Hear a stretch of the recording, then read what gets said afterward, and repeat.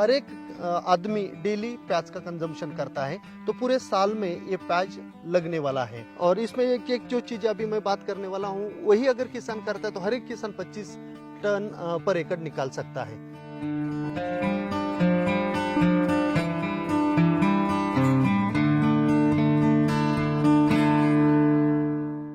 तो आपका जो भी फर्टिलाइजर है यहाँ से नीचे पूरे मिट्टी में घुलना चाहिए। जी राइट। सबसे अहम जो है कि प्याज में वैरायटी कौन सी लगानी चाहिए, बेस्ट कौन सी है? और जब शॉर्टेज होता है ना, तो बहुत सारे किसान वहीं पे फंस जाते हैं कि किसी भी कंपनी का उठा के डाल देते हैं और फिर फेल हो जाते हैं।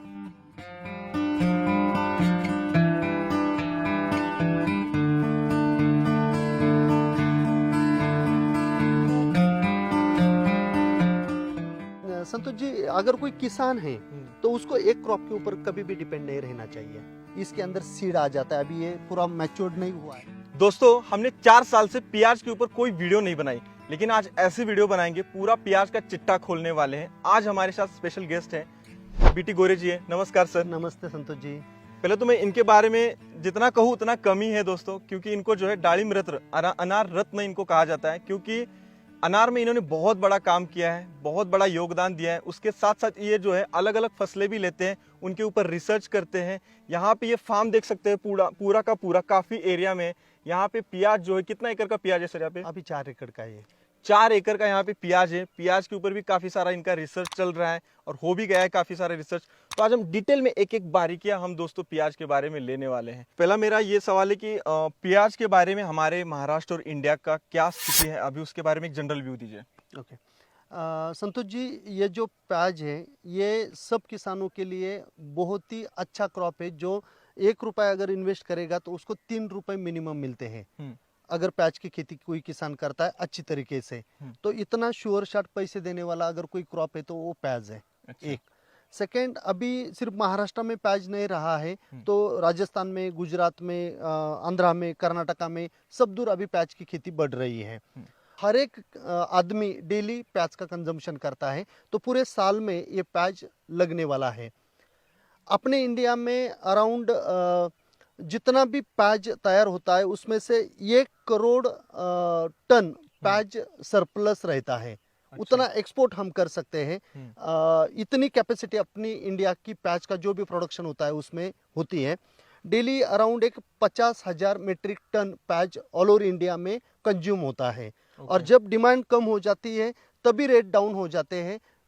जब कोई नेचुरल कैलेमिटीज आ गई, ओले गिर गए या बहुत ज्यादा बारिश हो गई, और कुछ एरिया में खरीफ का अगर प्याज अच्छी तरह से नहीं आता है तो ही इसके दाम बहुत ज्यादा बढ़ जाते हैं। अदरवाइज स्टेबल पैसे देने वाला एक क्रॉप किसानों के लिए है। सबसे पहला जो अहम है, भारत में इस प्याज को कहाँ कहाँ पे लगा सकते हैं? हाँ, जहाँ पे भी आपके पास ड्राई कंडीशन है और मिट्टी बिल्कुल वेल ड्रेन है, क्योंकि ये बल्ब क्रॉप है, ये मिट्टी में ग्रो होता है। जी, जैसे कि यहाँ पे नीचे ग्रो हो रहा है अभी। तो अभी ये अगर अपन देखते हैं, कितने महीने का प्याज है ये अभी 60 दिन का कंप्लीट हुआ है। अच्छा। ये प्याज अभी 60 दिन में इतना बन गया। अभी ये जो इसका गर्थ है, मोटाई, इसी से ये बड़ा हो जाएगा। ओके। राजस्थान में हो सकता है, गुजरात में हो सकता है, महाराष्ट्र में हो सकता है, आंध्रा में हो सकता है, तेलंगाना में हो सकता है, कर्नाटका में हो सकता है। उसके बाद क्लाइमेट कंडीशन कैसी रहनी चाहिए? 3 सीजन होते हैं उसके। एक खरीफ सीजन होता है जो कि बरसात का। तो उसमें जो वैरायटीज लगती है वो 3 महीने में हार्वेस्टिंग को आ जाती है। उसके बाद रांगड़ा जिसे बोलते हैं वो 3.5 महीने में हार्वेस्ट होता है। और इसको रबी या समर का भी बोलते हैं। इसका दिसंबर एंड जनवरी में ट्रांसप्लांटिंग होता है और अप्रैल मई में हार्वेस्टिंग हो जाता है। अच्छा, मतलब प्याज के जो है साल में 3 बार सीजन होते हैं। 3 बार ले सकते हैं। बहुत ही बढ़िया। और इसके लिए जमीन, सॉइल कैसी होनी चाहिए? बिल्कुल वेल ड्रेन होनी चाहिए, मतलब पानी पकड़ने वाली नहीं चाहिए। जैसे कि आपकी भी है, मतलब एकदम मतलब निचरा होता है इसमें, पानी नहीं हाथ पकड़ता से है ये आपका थोड़ा पूरा भी। पूरा ये जो मिट्टी है, इस प्रकार की मिट्टी चाहिए, क्योंकि ये मिट्टी में रहने वाला है। ज्यादा पानी पकड़ने वाली मिट्टी तो ये सड़ जाएगा जी। और रूट डेवलपमेंट के लिए बिल्कुल पोरोसिटी अच्छी होनी चाहिए। जी जी, इसका भी रूट बहुत ही बढ़िया ग्रो किया, एकदम वाइट रूट्स कर रहे हैं अच्छे। यस। और पीएच वगैरह क्या रहना चाहिए? हाँ, तो 7.5 पीएच की अगर मिट्टी है और जिसका ईसी 1 के अंदर है, उसमें प्याज की खेती बहुत अच्छी होती है। अच्छा। अब लैंड प्रिपरेशन, ये सबसे महत्वपूर्ण मुद्दा है, क्योंकि हमारे फार्मर्स जो है जमीन की पूर्व मशागत जिसको हम मराठी में बोलते हैं, हाँ हाँ। वो करने में पीछे रह जाते हो और वही मेन जड़ है मुझे लगता है कभी कभी। उसके बारे में थोड़ा सा हमें जानकारी दीजिए। ये सबसे इम्पोर्टेंट टॉपिक जो है ना, प्याज की खेती अगर 100% प्रॉफिटेबल आपको करनी है, और आपको अभी लास्ट ईयर मैंने 20 टन निकाला था 20 टन पर एकड़ में, पर एकड़ में। बहुत बड़ा ही। इस बार अभी 25 टन का प्लानिंग ये है। और इसमें एक एक जो चीज़ अभी मैं बात करने वाला हूँ, वही अगर किसान करता है तो हर एक किसान 25 टन पर एकड़ निकाल सकता है। ग्रेट। तो उसमें सबसे इम्पोर्टेंट क्या है कि ये जमीन में ग्रो होने वाला है। तो मिट्टी आपकी जितनी लूज रहेगी, जितना ज्यादा ऑर्गेनिक मैटर रहेगा, और केमिकल फर्टिलाइजर एक ही जगह पे नहीं डालना चाहिए, पूरे मिट्टी में होना चाहिए। अच्छा। जैसे कि अभी यहाँ से ये अंदर था, अभी अगर अपन देखेंगे तो 4 इंच तो अभी दिख रहा है, 4 इंच तो आराम से हो गया है। तो लेकिन इसके नीचे भी इसकी जड़ें थी। तो मैं हमेशा बोलता हूं कि लैंड प्रिपरेशन में जो भी ऑर्गेनिक मैन्योर, मतलब गोबर खाद होगा, मिंगनी खाद होगा, देन आपका नीम केक होगा, ये और केमिकल फर्टिलाइजर जिसमें एनपीके होते हैं, इसमें सिलिकॉन एक अच्छा चलता है, सिलिकॉन से भी अच्छी क्वालिटी मिलती है। तो सिलिकॉन ये सब आपको पहले डाल देना है खेत में, पूरे खेत में डाल देना, ब्रॉडकास्ट कर देना, ओके, फेंक देना 1 एकड़ में। हाँ, और फिर उसको रोटावेटर से मिक्स करके इतना पूरा का पूरा, इतनी जो डेप्थ है ना, इतने डेप्थ में एक एक जगह पे एक एक ग्रेन्यूल जाना चाहिए, मतलब मिक्स होना चाहिए, पूरा मिक्स होना चाहिए। जमीन भुरभुरा जब हो रही है हमारी Yes. रोटर से करते समय, Yes. मिक्स होना चाहिए। मिक्स होना चाहिए। लोग क्या करते हैं, मुझे ये डालना है, इस कंपनी का डालना है, ये वो क्या डालते हो, इससे अच्छा है कि आप कैसे डालते हो। हाँ, ये देखिए ना, important है। ये यहाँ तक आपका प्याज है, ये तो आपका कोई भी फर्टिलाइजर लेने वाला नहीं है। नहीं, जहाँ लेगा ये मेन ये जड़ें लेंगे, और जड़ों से भी वो जो टिप होते हैं वो ज्यादा लेते हैं। तो आपका जो भी फर्टिलाइजर है यहाँ से नीचे पूरे मिट्टी में घुलना चाहिए जी, राइट। और लोग क्या करते हैं, फेंक देते हैं और तुरंत सीडलिंग लाते हैं और वहीं पे लगा देते हैं। सब फर्टिलाइजर ऊपर रहता है और उसकी जड़ें नीचे चले जाते हैं, खर्चा भी हो गया और यील्ड में नहीं आया। इसलिए मिट्टी का प्रिपरेशन करना बहुत इंपॉर्टेंट है। ये बेड इसका 4.5 फीट के हिसाब से बना है कि प्लेन में बना है, वो थोड़ा बताइए। नहीं, अभी क्या है कि ये जो बीच का डिस्टेंस है, ये यहाँ पे? हाँ 1.5 फीट का डिस्टेंस है जो खाली ओके, स्प्रे करने के लिए, यहाँ पे, यस, ओके, स्प्रे करने के लिए चलना है आपको, या एरेशन के लिए रखना है। फिर ये 4.5 फीट का है, ये पूरा 4.5 फीट का, 4.5 यहाँ से फीट लेके का। यहाँ तक है ये, ओके। और उसके अंदर 2 लैटरल डाली हुई है, जैसे कि ये जो 2 लैटरल दिख रही यहाँ है, पे है और हाँ, एक यहाँ पे ये ड्रिप इरिगेशन। Drip irrigation. और ये भी मिनिमम डिस्चार्ज वाली 2 लीटर पर घंटा पानी देने वाले ड्रिपर है, चलिए, ताकि धीरे धीरे पानी पड़ेगा और वो स्प्रेड हो जाएगा, यहाँ तक आ जाएगा। मतलब धीरे धीरे वो पानी स्प्रेड होता रहे। Yes. पानी कैसा चाहिए इसके लिए? देखिए, जब ड्रिप करता है ना कोई भी किसान, उसकी एक मेंटेलिटी होती है, क्या जाके वॉल चालू कर देने का है और अच्छी तरह से पानी पिलाने का है। प्याज को पानी बहुत कम लगता है। अभी ये 60 दिन का क्रॉप है। जब मैंने ट्रांसप्लांटिंग किया उसके बाद एक बार पानी दिया था और उसके बाद 3 पानी दिया सिर्फ। 60 दिन में केवल 60 दिन में पहला छोड़ के 3, मतलब टोटल 4 पानी गए हैं। बाकी सब किसान क्या करते हैं, पानी के ऊपर पानी, पानी के ऊपर पानी। एक तो जो भी न्यूट्रिएंट देते हैं वो लीच आउट कर देते हैं, और ये मैंने पहले ही बोला कि इसको सिर्फ नमी चाहिए, इसको पानी में नहीं डुबो के रखना है, सड़ जाएगा ये। सही बात कह रहे तो हैं आप। जितना आप पानी कम देंगे उतना ही उसकी रूट्स जो है ग्रोथ करेंगे और अंदर जाती रहेगी, और वहां से न्यूट्रिशन ले लेंगे। और फिर आपको ये सबसे इंपॉर्टेंट है। बहुत सारे लोगों को आपने देखा होगा, ये ऐसा डंडा लंबा हो जाता है, फिर इसकी गर्थ नहीं मिलेगी आपको। न्यूट्रिशन तो ये मोटा ही होना चाहिए, गर्थ इसकी अच्छी होनी चाहिए। तो ये सबसे इंपॉर्टेंट है। ओके। तो पानी कम लगता है। जो भी किसान, मैं सबको आपको रिक्वेस्ट करता हूं, अगर आप ज्यादा पानी देते हो तो पानी दे दे के आपने इसके ऊपर फंगल अटैक बढ़ाया है। ये मैं सीधा आपको बोलता हूं, पानी कम करिए, आपके फंजीसाइड की कॉस्ट भी बहुत कम हो जाएगी। आप क्या रिकमेंड करते हैं, ड्रिप इरिगेशन करते हैं कि मतलब फ्लड से करते जितना आप कम पानी देंगे उतना आपकी मिट्टी अच्छी रहेगी, और कम पानी देना है तो आपको ड्रिप पे ही जाना पड़ेगा। हैं? ड्रिप से ही दे आपका ड्रिप कहना से। है। और 25 टन एकड़ का आप फ्लड से नहीं निकाल सकते। और जो मल्चिंग बोलते हैं लोग, मल्चिंग बिछाना, उसका कोई मैटर नहीं है यहाँ नहीं है। मल्चिंग अगर आपके पास लेबर है, और लेबर अगर लगाने के लिए ऐसा अगर 10,000 रुपए पर एकड़ का कॉस्ट आता है, मल्चिंग के ऊपर आपको 15,000 रुपए आता है। लेकिन मल्चिंग से आपका वीडीसाइड एप्लीकेशन नहीं रहेगा, हाँ, राइट। जो भी खरपतवार आते हैं वो खरपतवार निकालने की कॉस्ट नहीं रहेगी, और मल्चिंग के अंदर रूट डेवलपमेंट और अच्छी होती है, और इसकी साइज अच्छी होती है। जी, अंदर मतलब हीट बनी रहती है, हाँ, मेंटेन हाँ। रहती है, मॉइस्चर अच्छा रहता मल्चिंग के है। ऊपर करना किया तो अच्छा ही रहेगा। ओके।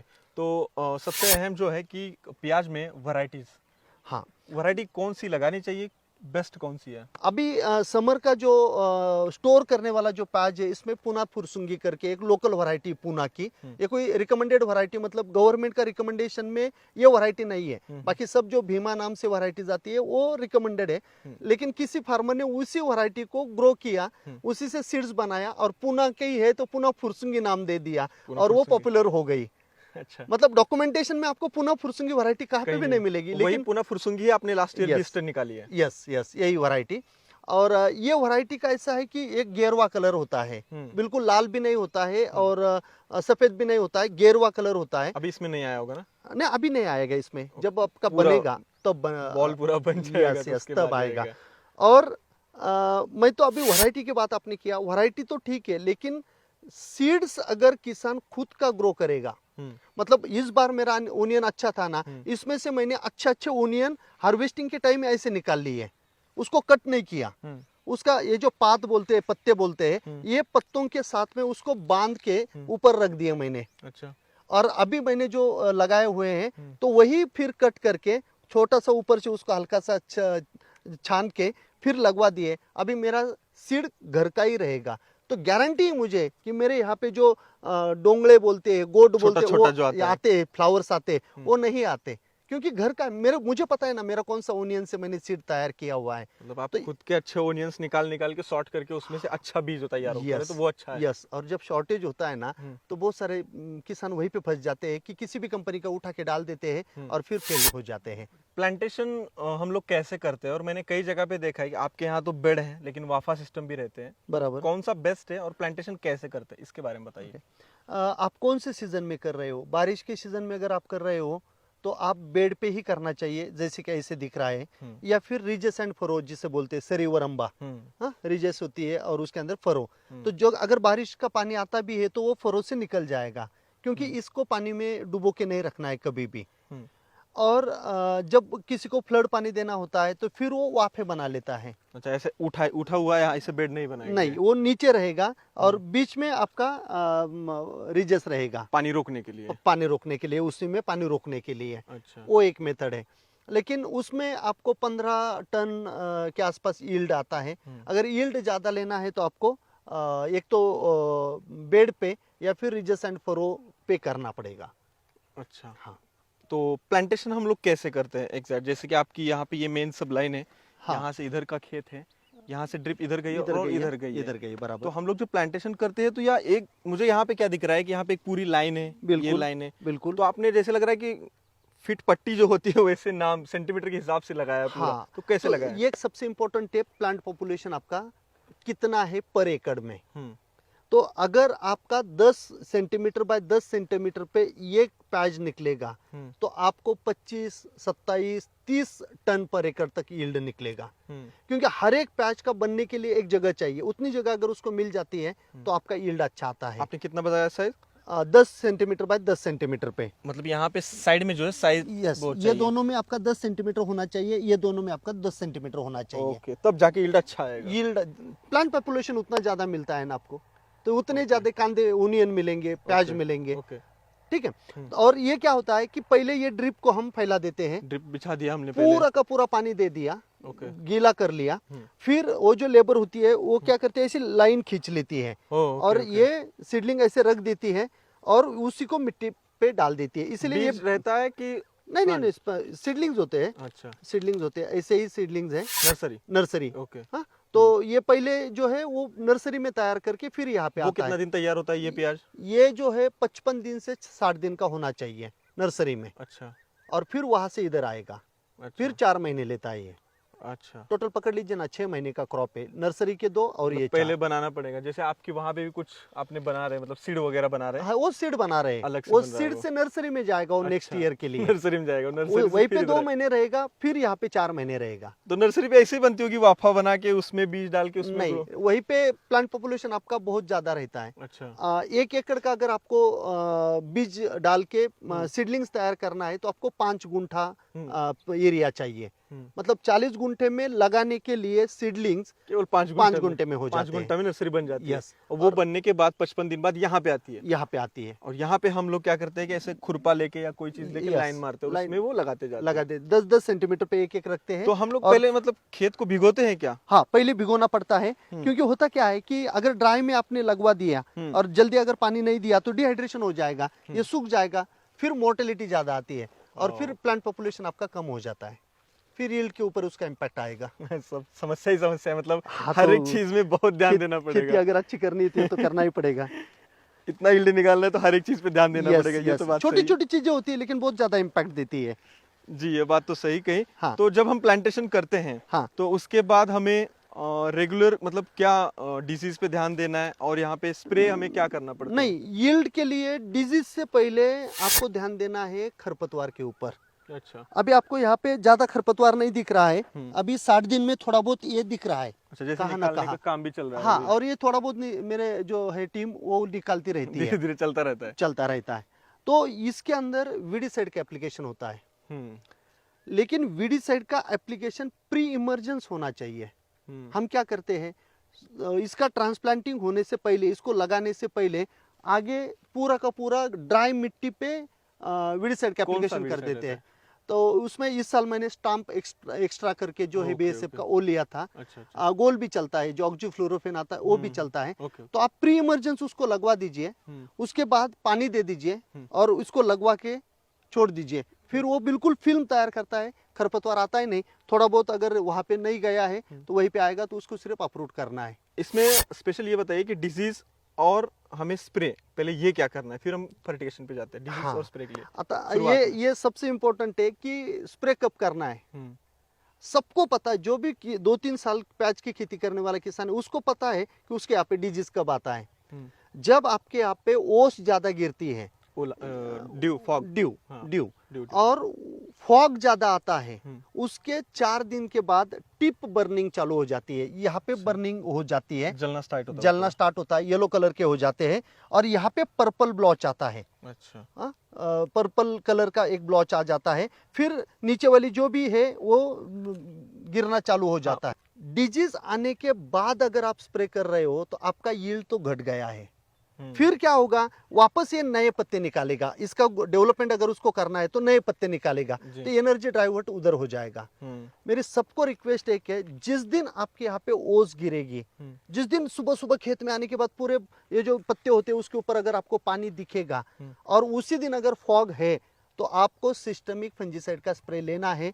ये ग्रीन रखिए, इस लश ग्रीन दिखना चाहिए प्लॉट, कभी भी जाओ लश ग्रीन, नहीं, क्योंकि ग्रीन ही दिख रहा है पूरा का पूरा। हाँ, और आप कार्बनडिज्म है, मैनकोजेब है, या कार्बनडिज्म प्लस मैनकोजेब एक साथ में है, या नटियो है, ये ऐसे भी स्प्रे आप ले सकते हो, अच्छा काम करते हैं। प्रिवेंटिव बेसिक कम खर्चे वाले स्प्रे लेने हैं। हाँ, और एक है कि डिजीज ज्यादा कब आता है, जब आपके यहाँ पे इंसेक्ट का अटैक सबसे ज्यादा होता है, थ्रिप्स। हाँ। और थ्रिप्स आके क्या करता है, वो उसके जो दांत होते हैं उसी से यहाँ पे लाइन खींच लेता है, जख्म कर देता है, फिर यहाँ से फंगल अटैक अंदर चला जाता है। तो थ्रिप्स आने ही मत दीजिए, पहले ही उसका निवारण कर हाँ। दें। तो जितने भी नीम है, करंज है, या इंसेक्टिसाइड में जाना है आपको, सिंथेटिक पायरेथ्रॉइड जो है अच्छे काम करते हैं इसके ऊपर, उसी से आप कर लीजिए। और उसके बाद हम अगर प्याज का 25 टन तक यील्ड लेना चाहते हैं या 20 टन तक यील्ड लेना चाहते हैं, तो हमें फर्टिगेशन शेड्यूल हमारा कैसे रहना चाहिए? देखिए, अगर आपने बेसल डोज में एनपीके और सिलिकॉन दिया है और नीम केक जो आती है वो अगर 2-3 बैग डाली हुई है, यानी कि जमीन से रोटर जमीन में पहले ही जब आपने ट्रांसप्लांटिंग किया था उसी टाइम, तो उसके बाद आपको फर्टिगेशन की जरूरत भी नहीं, इतना कम लगता है इसको खाने के लिए। इतना कम खर्चे हाँ, मैं नहीं करता, फर्टिगेशन नहीं करता, लेकिन हर एक पानी के साथ में मेरा जो फिल्टर है और मैं गोमूत्र से गोबर से जीवामृत बनाता हूँ, बताया था मुझे। यस, तो वो पूरा बना के पानी के साथ में वो चलता है। सेकंड, मैं आपका पीएसबी है, पोटेश मोबिलाइजिंग बैक्टीरिया है, ट्राइकोडर्मा है, इसके ऊपर थोड़ा सा ज्यादा ध्यान देता हूँ। 2-2 एप्लीकेशन मेरे उनके होते हैं और स्लरी के 2 एप्लीकेशन होते हैं, उसी से ये पूरा का पूरा। देखो, ये मिट्टी के अंदर का है, मिट्टी अगर आपको अच्छी रखेंगे तो आपको ये अच्छा तभी ग्रो होगा। तो जीवामृत से या माइक्रो ऑर्गेनिज्म से आपकी मिट्टी बिल्कुल भूरी भूरी रहेगी, लूज रहेगी, तो फिर इसकी ग्रोथ आपको अच्छी मिलेगी, रूट डेवलपमेंट आपको बिल्कुल प्रॉपर मिलेगी।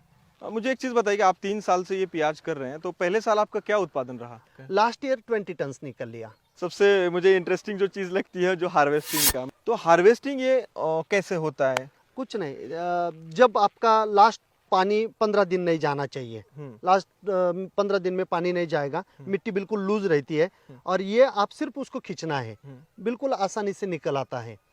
फिर जब आप उसको रखेंगे बेड के ऊपर तो ये ओनियन इधर के लिप से ढकेगा। मतलब अगर आपको रखना है, हाँ, तो ये अगर मैंने ले लिया, तो उठा लिए, ये हार्वेस्ट हो गया इसे। हाँ, ये हार्वेस्ट हो गया। इसको ऐसे रखने का, ऐसे रखने का, और इधर जो रखेंगे इसकी जो ये पत्ते हैं ये इसके ऊपर आएंगे, मतलब ऐसे जाएगा। अच्छा, तो ये ढका रहेगा। हाँ। और फिर लेबर आके इसको कट करेंगे। कट करते समय 1 इंच का पोर्शन आपको रखना है यहाँ पे। हाँ, बिल्कुल नजदीक से कट नहीं करना है, नहीं तो इन्फेक्शन हो जाता है।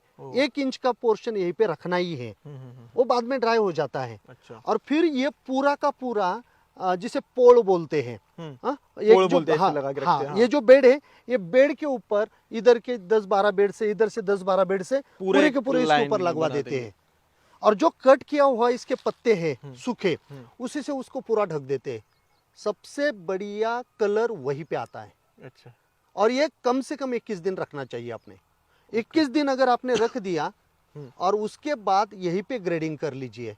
निकालते समय अगर खुरपी लगी हुई है, अच्छा क्वालिटी का, खुरपी का, छोटा वाला है, कुछ ओनियन 2 आते हैं, हाँ, दुबड़ का बोलते हैं उसे, तो उसको आपको वहीं पे निकाल देना, क्योंकि वो अंदर अगर जाएगा तो सड़ेगा जल्दी, तो ये बाहर निकालना है आपको। तो इस प्रकार से यहीं पे ग्रेडिंग कर लीजिए। फिर मेरा ऐसे खोलने वाला स्ट्रक्चर मैंने बनाया हुआ है, उसे मैं चाड़ बोलते हैं। चाड़ बोलते। मार्केटिंग का पॉइंट ऑफ व्यू क्या है? और चाड़ जिसको बहुत इस्तेमाल किया जाता है नासिक में, अहमदनगर में, या आपके जहाँ पे एरिया में, बहुत सारे एरिया में, हाँ, उसके बारे में थोड़ा सा मुझे बताइए। जब आप निकालते हो उस टाइम आपका 10-11 रुपए रेट चलता है, लेकिन हमेशा हर साल आप देख लीजिए, अगस्त, सितंबर, अक्टूबर में एक टाइम आता है जहाँ पे 40 रुपए, 50 रुपए, 60 रुपए हो जाता है। तो हमने ऐसा फिक्स कर लेने का कि अरे यार, जब 30 रुपए हो जाएगा, मेरा 30 रुपए का है, 30 रुपए हो जाएगा तो मैं बेच दूंगा, क्योंकि मेरा प्रोडक्शन कॉस्ट 6 रुपए है। 6 रुपए से मुझे अगर 30 रुपए मिलते हैं तो अच्छा मुनाफा है। ये इतना, मतलब आप बोल रहे कि लास्ट ईयर आपका 20 टन ओनियन निकला, ये प्याज निकला, इसका अगर हम 30 रुपए से बेचे तो 6 लाख रुपए हुआ हमारा 1 एकड़ में। और आपने खर्चा कितना बताया? मेरा थोड़ा सा ज्यादा होता है, ड्रिप वगैरह सब पकड़ लिया तो 1,10,000 रुपए के आसपास खर्चा होता है। मतलब सही है, 5 टाइम हो रहा है, 1 रुपए लगा के 5 रुपए फिर भी हो रहे हैं। खर्चे के हिसाब से तो बढ़िया क्रॉप है, बिल्कुल, लेकिन रेट मिलना चाहिए। यस, रेट का काफी इशू रहता है मार्केट का। ये मैंने देखा है कि कई दफा की इम्पोर्ट हो जाता है, एक्सपोर्ट कुछ बंद हो जाता है। जब अपने यहाँ पे कम होती है ना क्वांटिटी, तब गवर्नमेंट इंपोर्ट करती है, क्योंकि हर एक घर में जाता है, और इसके रेट बढ़ गए तो फिर सरकार भी कभी कभी गिर जाती है। तो इसीलिए इसको कोई ज्यादा हाथ नहीं लगाता, अरे जल्दी इंपोर्ट कर लीजिए, मार्केट में प्याज होना चाहिए। तो जो शॉर्टेज पता हो जाता है ना, अब देखो हर साल प्याज करने वाला किसान है ना, इधर उधर बातें करता रहता है, उसको पता होता है कि अभी कम होने वाला है या बढ़ने वाला है, बेच देने का उसी टाइम। और स्टोरेज उसी लिए तो करते हैं ना। स्टोरेज कब का प्याज स्टोरेज कर सकते हैं? ये सिर्फ अभी रबी का जो ये अपना अभी का प्लांटेशन है, यही स्टोरेज कर सकते हो। जो खरीफ का और रांगड़ा जिसे बोलते हैं अपन, वो नहीं कर सकते। वो सीधा मार्केट में बेचना पड़ेगा। वो सीधा मार्केट में जो मार्केट रहेगा वो बेचेंगे। यस, उसको स्प्राउटिंग आ जाता है। 10 रुपए भी रहा, 20 टन निकला तो 2 लाख रुपए निकल जाएंगे। 1 लाख रुपए खर्चा, तो 1 लाख रुपए तो बच ही जाएगा। फ्यूचर के हिसाब से आपको प्याज के बारे में क्या लगता है? आपका 3-4 साल का अनुभव हो चुका है इसमें, उसके पहले भी आप बहुत घूमते हैं, क्या स्कोप है? देखो संतोष जी, अगर कोई किसान है तो उसको एक क्रॉप के ऊपर कभी भी डिपेंड नहीं रहना चाहिए।